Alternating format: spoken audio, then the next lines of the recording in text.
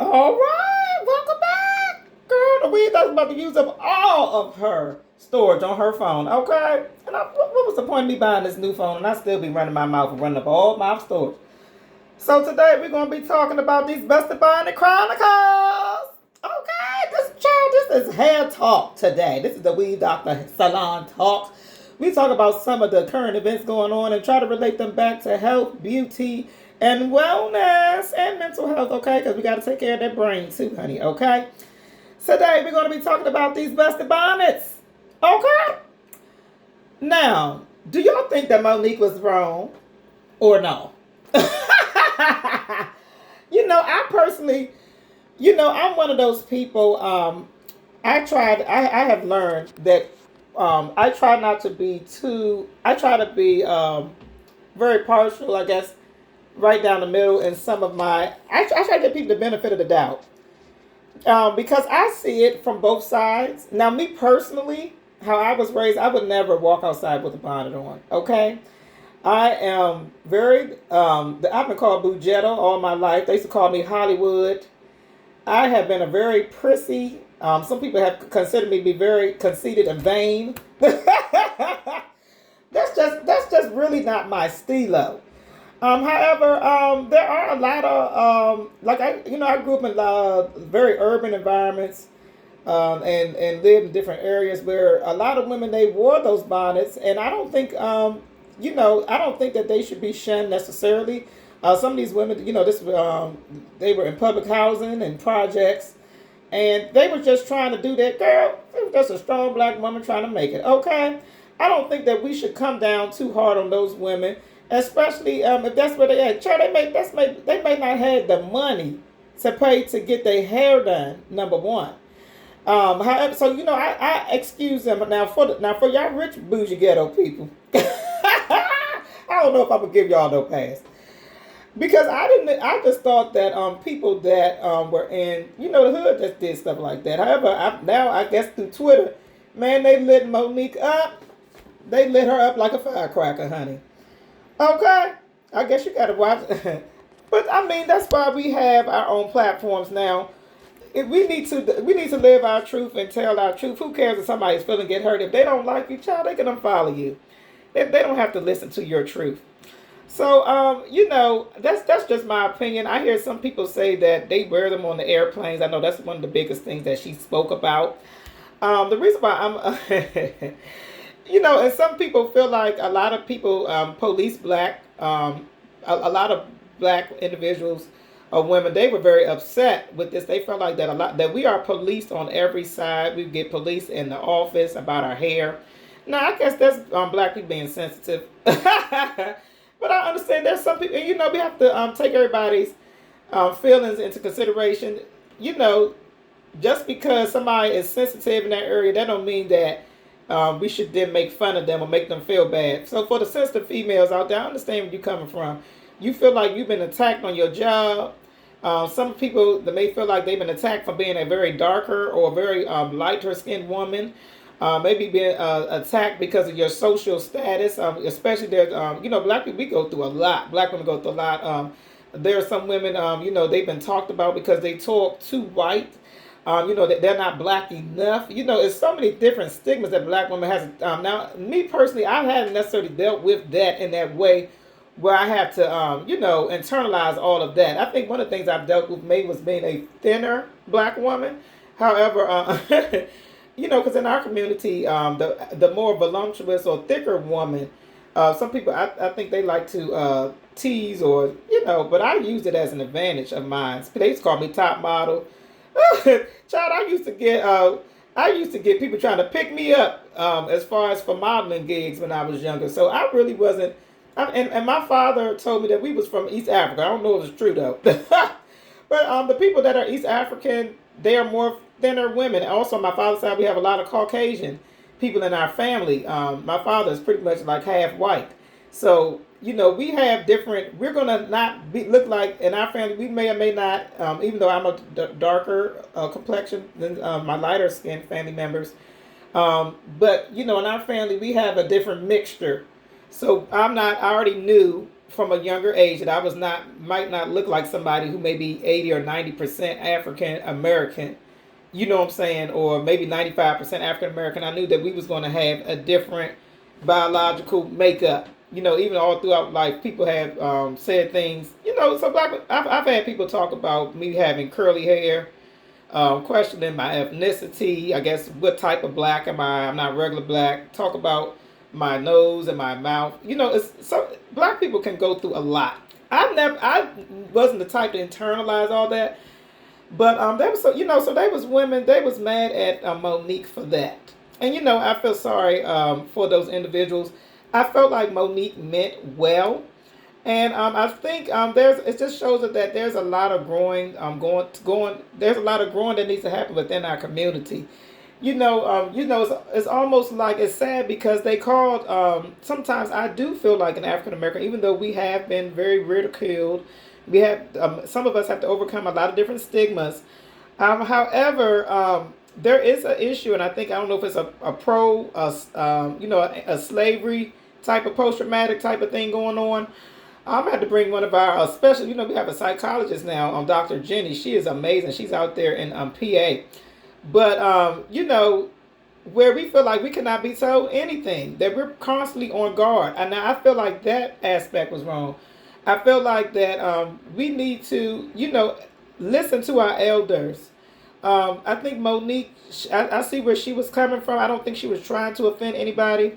I think that she was trying to help us see that we need to take pride in ourselves. We need to, and I think sometimes I think with a lot of African American people, we generally are very prideful people.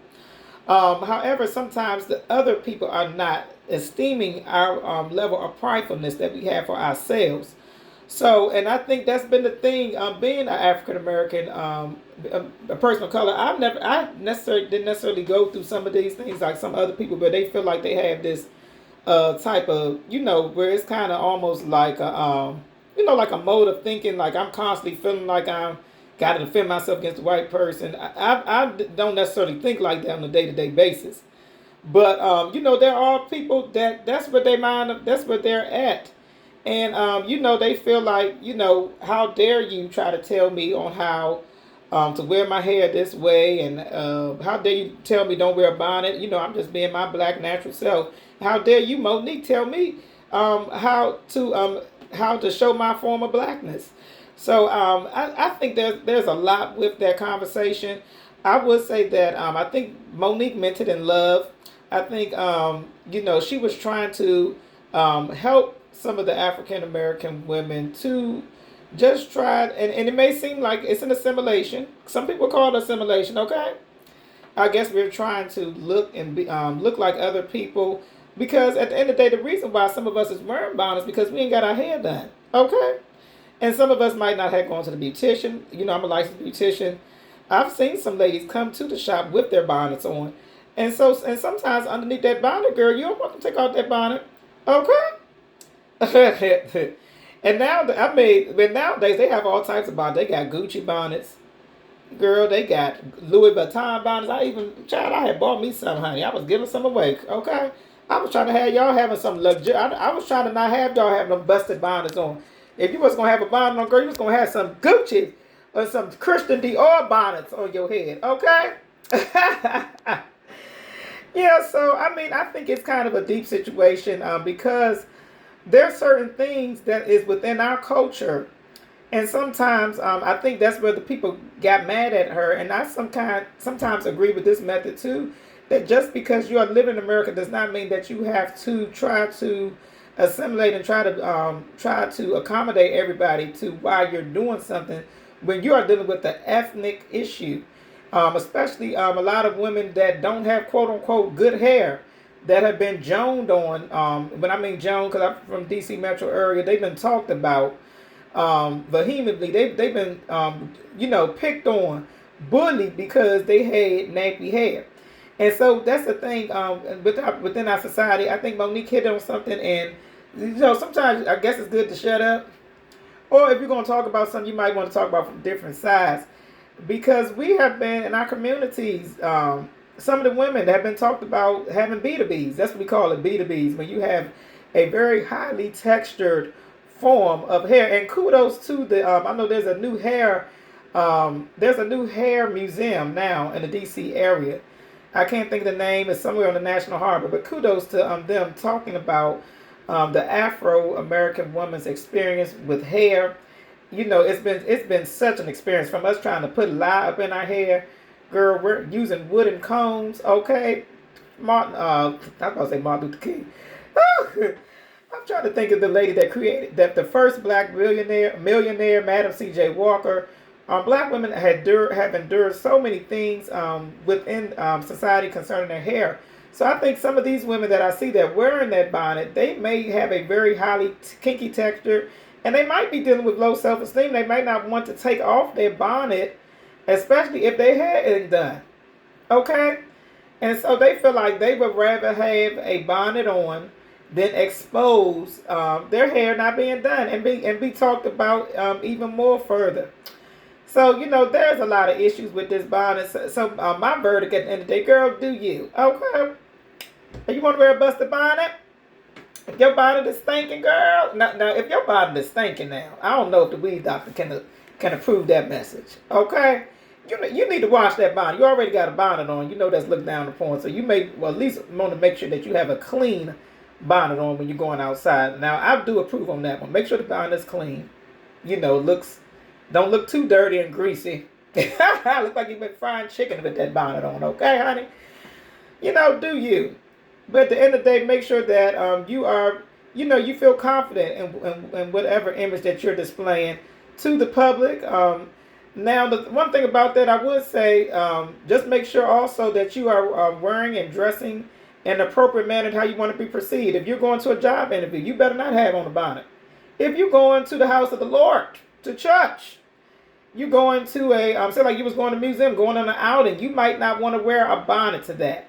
And we're all for Black Pride, but I do think that there's a time and place for everything underneath the sun.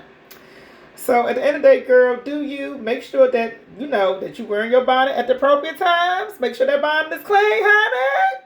Okay? Girl, and everything is going to be all right.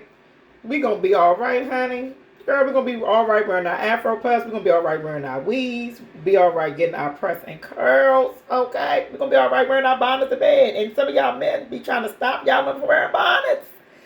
And black women is rebellious. That's probably why we wearing bonnets now. Or some of us anyway, because they feel like we don't want no man telling us what to do or society. So we're going to wear our bonnets, our dirty black bonnets anyway. Because I've now been hearing that there are many men who do not allow their women to wear bonnets.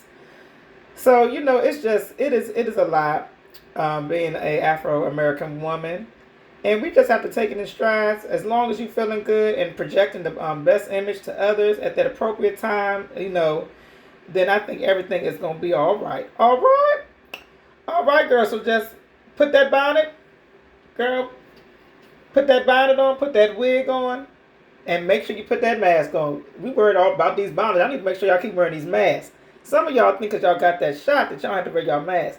But I'm here to tell you that if you come to the weed doctor's apothecary with no mask on, we're going to tell you, bye-bye.